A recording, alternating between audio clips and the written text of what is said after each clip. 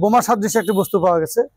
আমি তৎক্ষণাৎ আমাদের মোবাইল অফিসার এসআই আহসানকে পাঠায় আমি জানতে পারলাম যে আজ থেকে প্রায় 1 মাস বা তারও বেশি পূর্বে জনক ব্যক্তি তার বাড়ির কাছে টিউবওয়েলের পাশে একটু খনন কাজ করার সময়, কোদাল দিয়ে খনন কাজ করার সময় এটা উঠলে উনি ঢেলতে ফেলে দেয়, মানে লোহার টুকরো মনে করে রেখে দিয়েছিল পাশে। পরবর্তীতে যে কেউ ওইটা শনাক্ত করেছে যে এটা বোমা হতে পারে।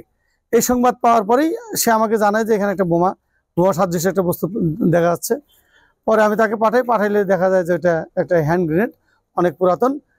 ধারণা করা হচ্ছে যে স্বাধীনতা যুদ্ধের সময় বা তার আগের এটা হবে। আমরা এটা জব্দ করেছি, আমরা সেফ সাইডে রেখেছি। আমরা পরবর্তীতে আমাদের বিধি মোতাবেক এটা ডিসপোজ করা হবে।